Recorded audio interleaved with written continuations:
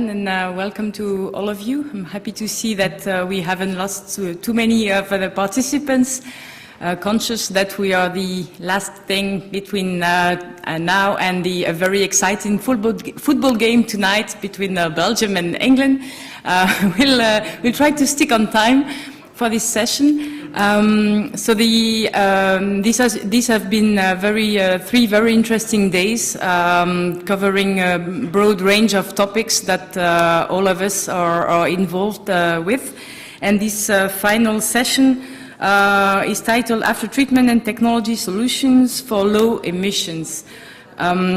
We all know that the context in which where we are evolving has evolved quite a lot recently, and we see more and more coverage in the media.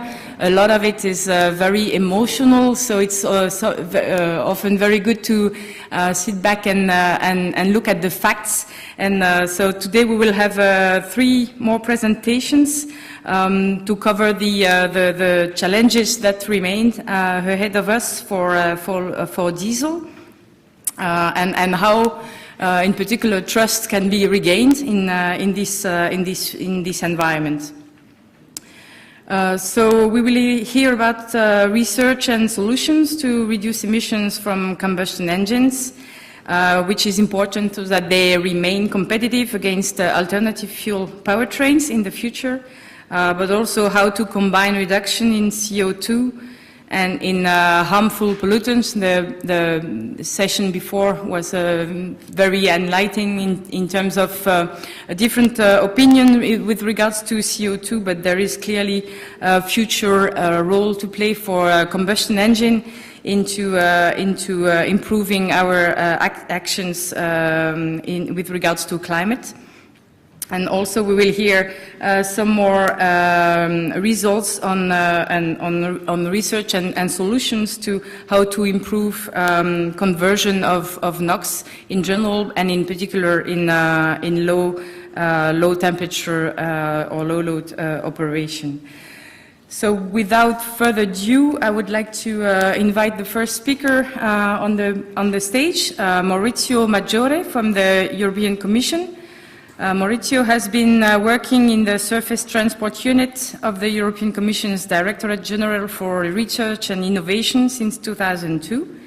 He's been responsible for automotive and maritime projects covering lightweighting, clean engines and after-treatment, most aspects of electromobility, including fuel cells and hydrogen. The floor is yours, Maurizio.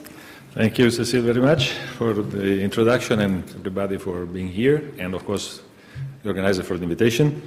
Apart from the poor quote of Monty Python's, I'm trying to get you a feeling of what we've been doing in the last years, let's say, about emissions. There was and there is still an intention to talk about the solutions, but basically we have 3 or 4 running projects on the subject, and in some cases for confidentiality or other things I didn't get real, so I will tell you something, but it will not be in the presentation.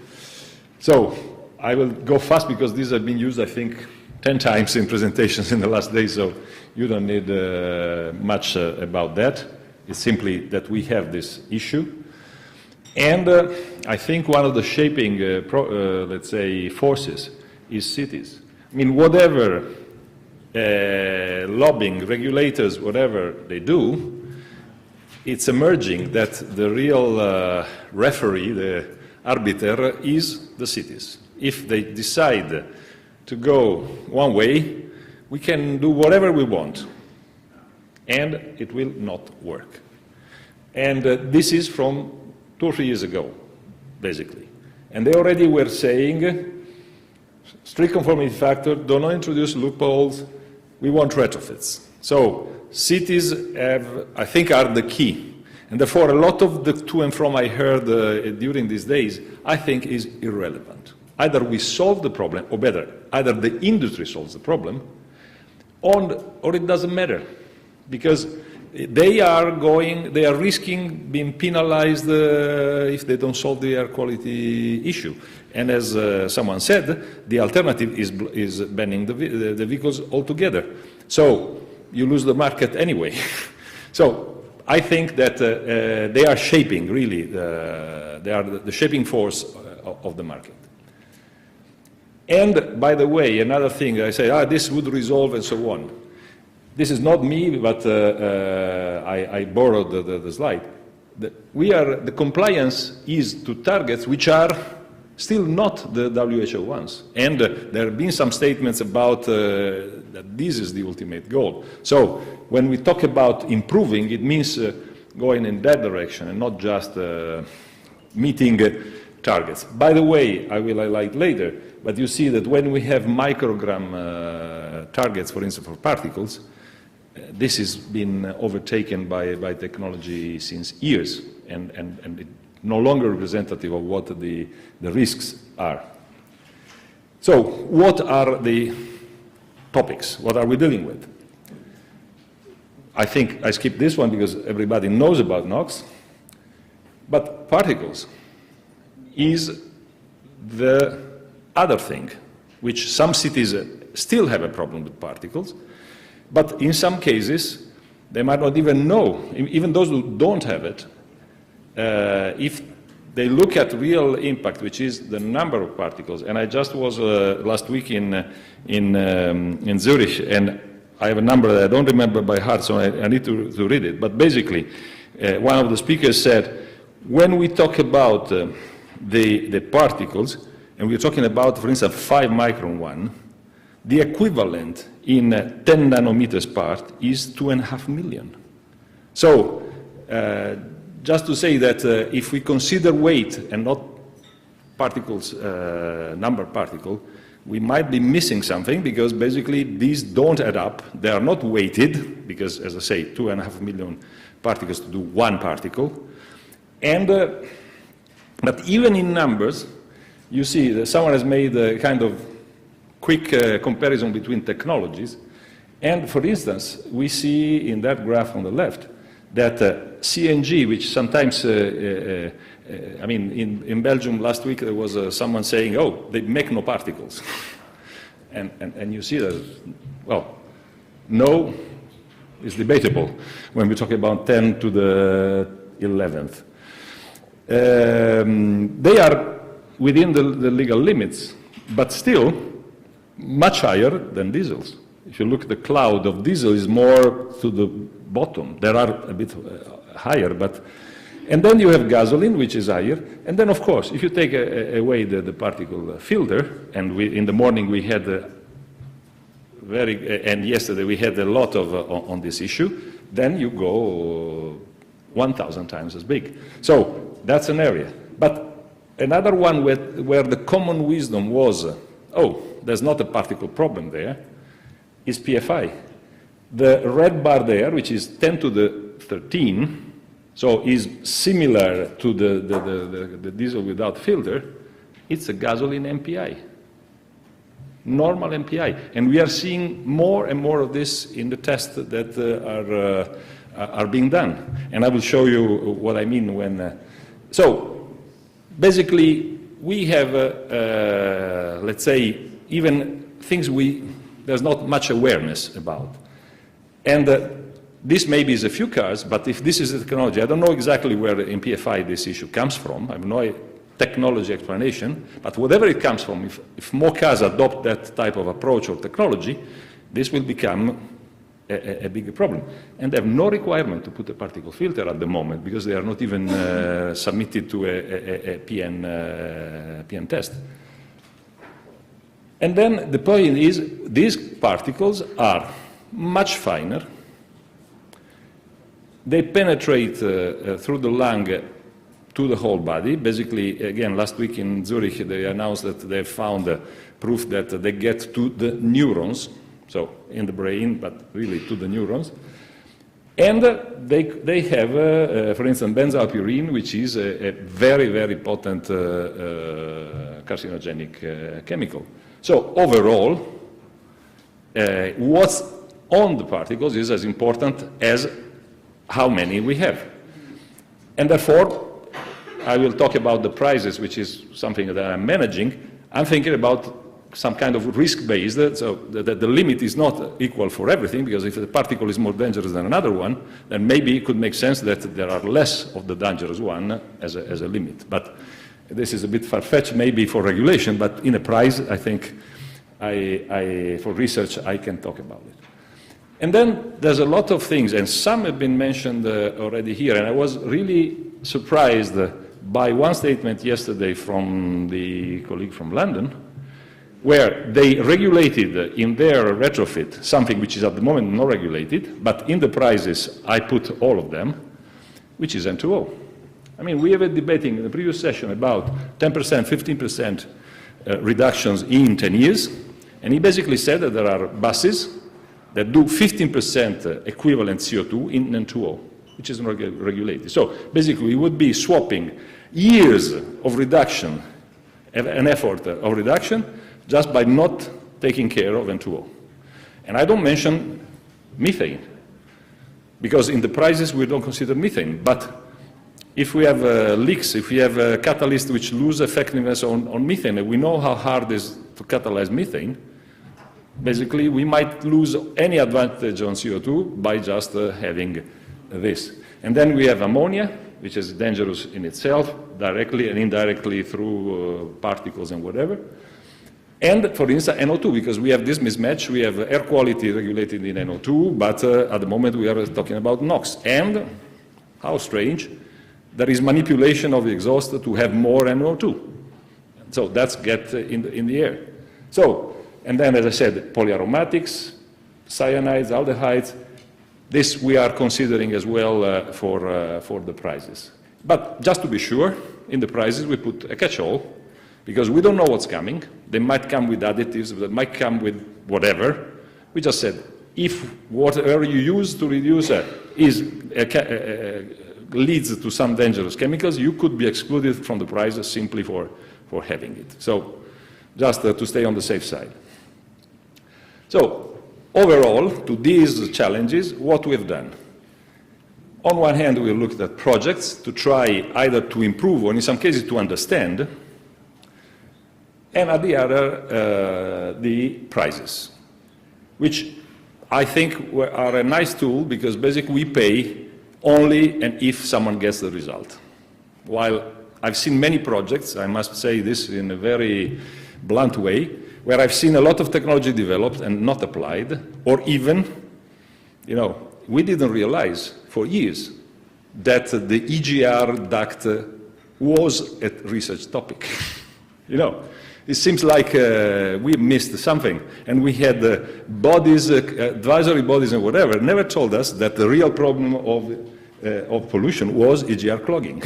So it's something where we pay for what we get, and therefore we introduce the prices. We introduced specific topics on understanding, or in some cases reducing, like brake particles. There was basically nothing up to now. Now we have a project which is just finished and we show something about.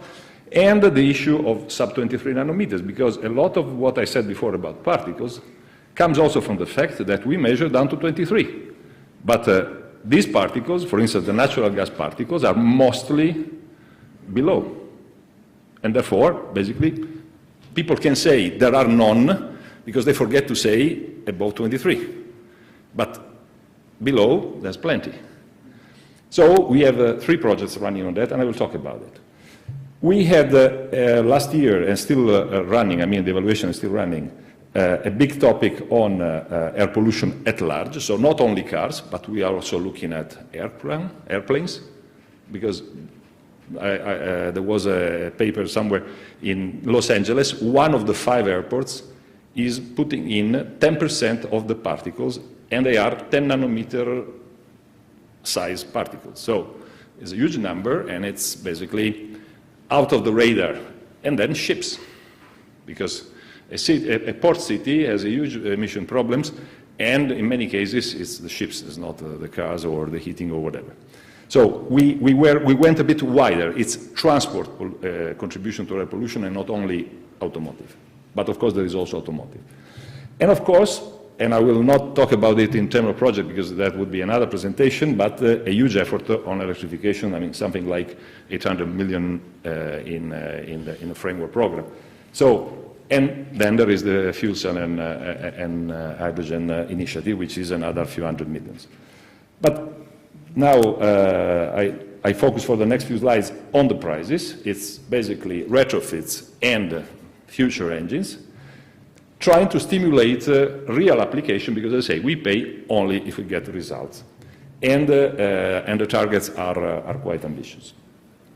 At the same time, by this, we are experimenting, let's say, with narrower targets, more ambitious targets, and as I showed, also including other pollutants, just to show if and what can be done.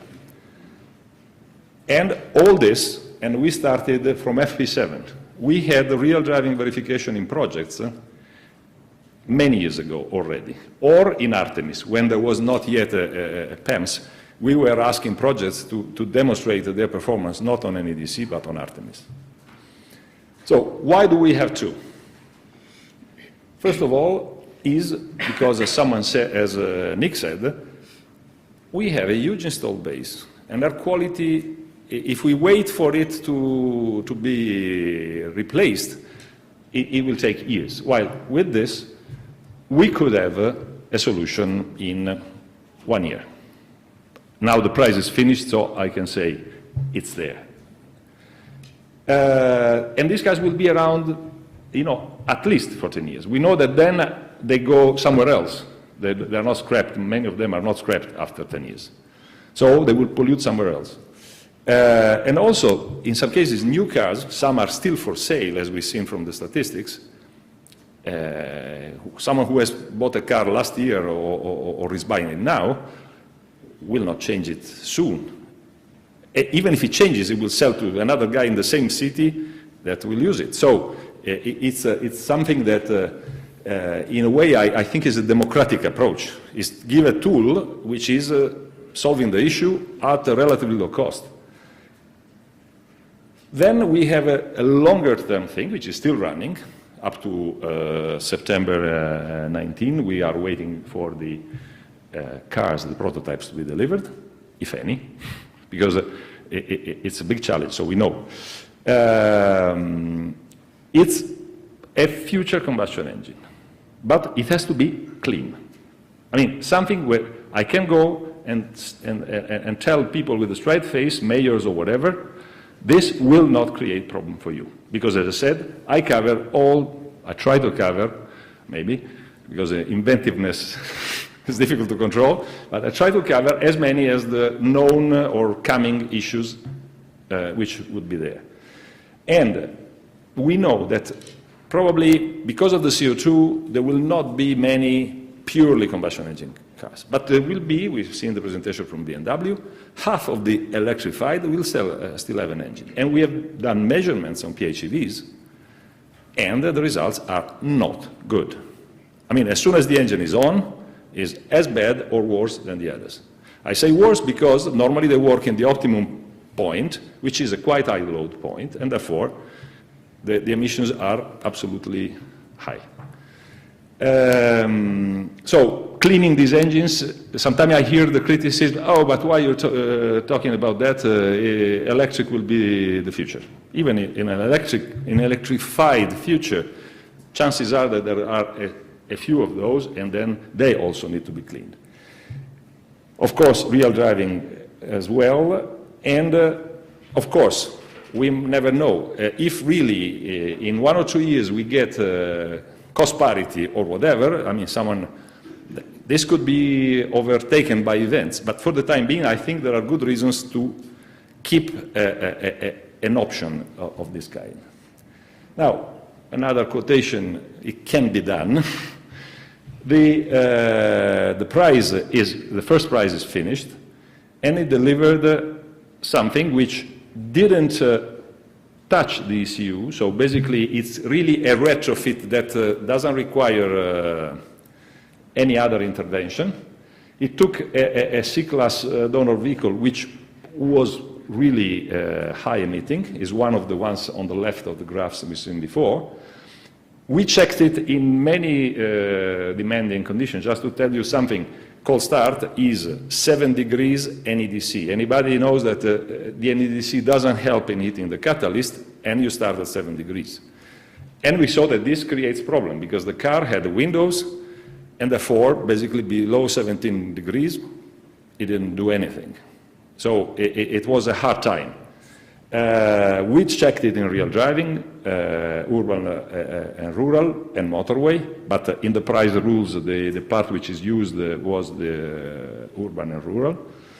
And we had a kind of toughened RDE, in the sense that we didn't have any V times A limitation, for instance. We had altitude gain more than the current one. We didn't have symmetric boundaries because we know that the NOxes are much more, I mean, if you increase CO2 by a little, NOx can be very high, so we modified that. And these rules are published on that side. So what I can say, again with a straight face, is the winner is cleaner than many of the vehicles that Nick showed, which are on sale today. This is the end result. And in some condition, let's say, if cold start was taken care of, modifying the ECU, retrofitting the ECU, they probably would be on a par with the 2019, let's say, standards. Just to give you a flavor of this, I put some of the graphs. You see, for instance, that the bars have a lighter part. That's NO2. And if it is effective of NOx, it's extremely effective on NO2. Basically, NO2 disappears almost completely, except on the third one, starting at 7 degrees. And even there's not a lot. So for air quality, where NO2 is the bad guy for the cities, this is a solution. And we tested, as you see, in many different cycles, hot, cold, because as Penny said, there are cars that even they are higher in hot than in cold. We know why, but nevertheless, it was one of those cars. So we wanted to check, and the effectiveness is there. Of course, you see, for instance, that the car had a manipulated NO2 emission, much higher than the natural ones, and the system just took it out. Some highlights. At 130 kilometers an hour, so 10 kilometers an hour higher than the cycle, the car was emitting between 1,200 and 1,700 milligrams. So, while I heard often people saying, yeah, it's only in Germany that you have these high NOx emissions, 130 is legal in several countries. There are countries like UK that would be speeding already by 20 kilometers an hour, so maybe. But in many cities, this is legal. And the numbers were quite shocking. Sorry. Then we looked at the other pollutants, and here we found issues with N2O, which, if you want, matches with what yesterday London tell us, that they had 15% equivalent of CO2 coming from N2O. We saw something similar at very high load. So in the urban environment, not so much. But as soon as you were on the motorway and the car was emitting a lot, those numbers, and therefore it had to inject a lot of ammonia, then you had ammonia slip, and this was converted in N2O. So this is really an issue to be considered for the future. As I say, cold start might be improved because the car, due to windowing, shut off the AGR and everything at 17. And this is something that in the EMIS Commission was publicly said, so we didn't find anything that was not known. But the guys who did the retrofit had to fight with this. So overall, except for a few minutes at cold start, and even there, this system works before the conventional system, the results are there, so I don't need to do more. We checked in RD, and there you see, in some cases, basically there's no bar. We are talking about the low tens of milligrams. And again, NO2 is invisible. Even where there is a bar, the NO2 is basically not there. One thing that we did, we are nasty. We tested the car uphill, seriously uphill. Whoever knows Sacromonte near Ispra knows what I'm talking about. And that car was doing 3,000 milligrams. You look at the bar uphill. I mean, the scale was out. You look at what the catalyzer does, disappears. Of course, in those conditions, it has to inject a lot. So N2O and issues might appear. Even though in the meantime, there's been some progress, and we know that some solutions could be fine with some tuning.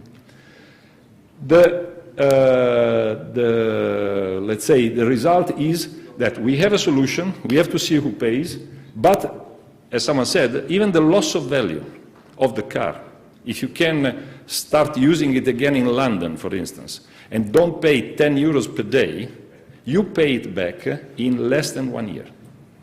Because it's less than 2,000 euros life cycle. So it's, the buying cost is less than, this includes also the consumables. So, of course, if you tell the guy who he can lower the pollution charges, the contribution for installation, something support from OEMs, for instance, for the software and whatever, this is a solution that might be inclusive for people that cannot afford to change the car.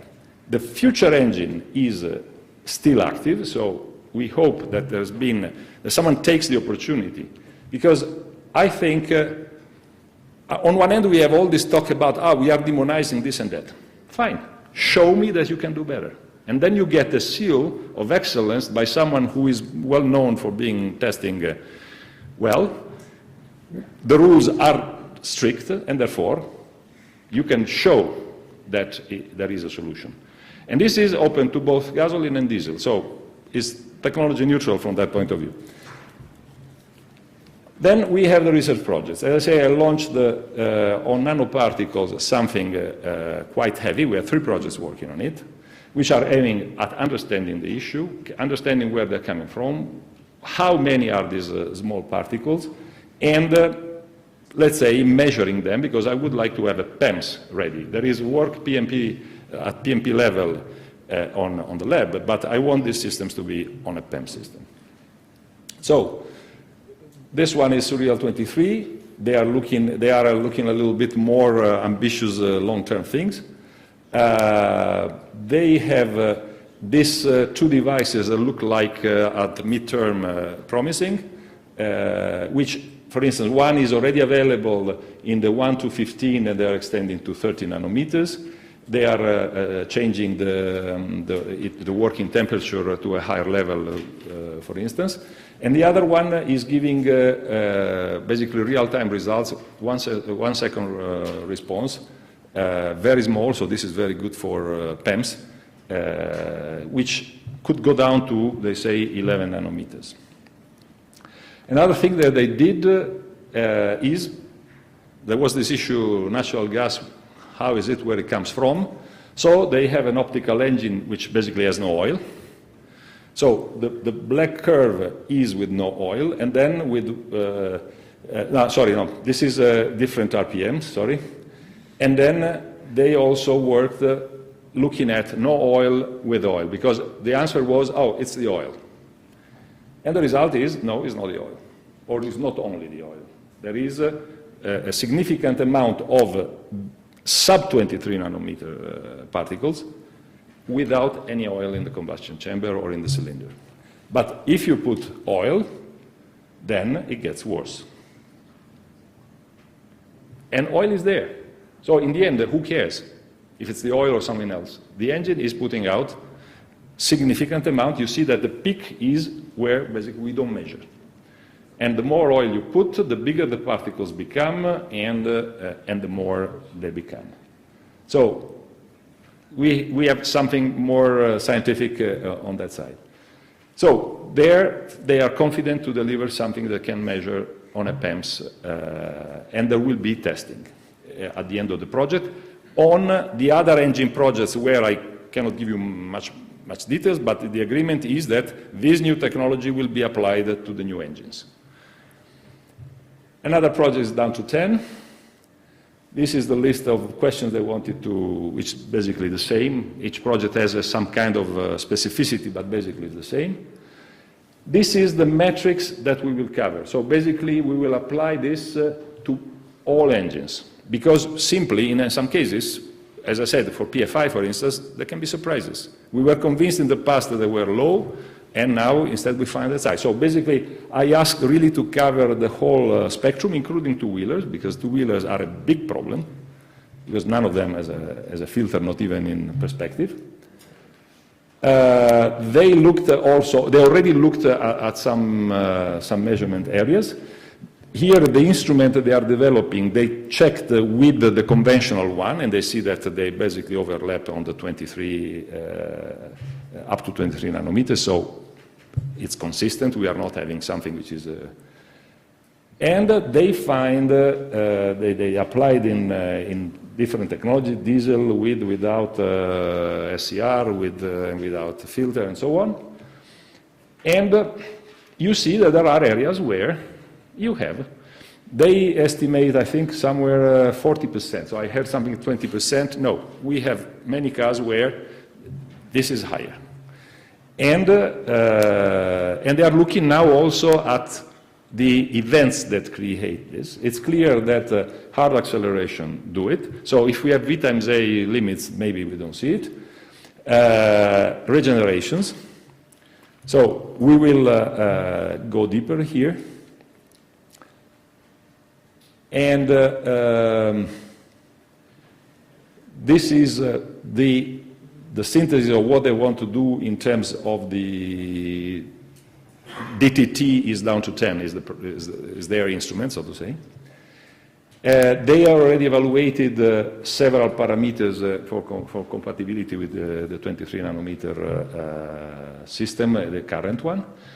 This is PEMS for Nano, which is the third project. This is, on one end, is closer to the, because it basically is adapting the lab one to the PEMS. So if you want, it's the more mature. But at the same time, they are doing interesting things like speciation of the particles, what's on the particles, what's in the particles by spectrometry, and capturing the particles in the cylinder. That picture is a particle which is captured by a kind of mesh in the cylinder. So it's not at the pipe. This is in the cylinder. And here with the spectra, we will see what's there, what chemicals are in these particles. This is the status of the lab system, which is the one where PMP is also working, and they say they are trying to move it to the PEMS world. Finally, low braces. I just mentioned about brakes. We know that it's a part. At the moment, is not the main part, but of course, if we manage to introduce filters on all, and we don't leave holes in some areas, the combustion one should go away, and then we would be left with the particles. So the project looked at the size of the problem, and at the same time, they elaborated a package of solutions. First of all, understanding how many, how big, and what is the composition of the particles, then testing this on cells in a lab environment to see what, let's say, health problem they could give, and trying to reduce them. So there is, for instance, they developed a brake disc that basically lasts for the whole life of the car because the consumption is very small, and at the same time a capturing system which would basically avoid that the particle go in the environment. So this is also promising. This is the call I mentioned that is running now, and I try to put all the things we didn't put in the past. I mean, on the engines we have worked a lot, but on these side issues like behavior of the driver, I think it was mentioned before. Yes, if the driver drives in a certain way, he can have much higher emissions than in another. So we want to have something for driving emissions, not consumption. Because in some cases, it's the contrary. I mean, some of the eco-driving leads to higher polluting emissions. So this is for pollutant emissions. There's a topic about having a kind of Euro NCAP for emissions, so something that puts in 1-star rating CO2, particles, everything. One on remote sensing. As I mentioned yesterday, there was, let's say, some areas to reduce the cost, to make the system foolproof, because at the moment you need an expert to manipulate. It should be something you give to the police or whatever, and they do it. Then, as I said, vessels, aircraft, assessment of health effects of the nanoparticles in organs where there's basically very little knowledge. And finally, a topic on tampering, because that's another emerging issue, because the vehicles that have particle filters are getting old now, and it's the time where you have a car which is worth 3,000 or 4,000 euros, and they ask you 1,000 or 2,000 to change the particle filter, and that's where many people say, okay, take it out. So I hope this is a good picture, big picture, let's say. As I say, there are details in many other areas like the engines, but most of them are midterm, so I think maybe next time we will have something on the results. Thank you very much. Thank you very much, Maurizio.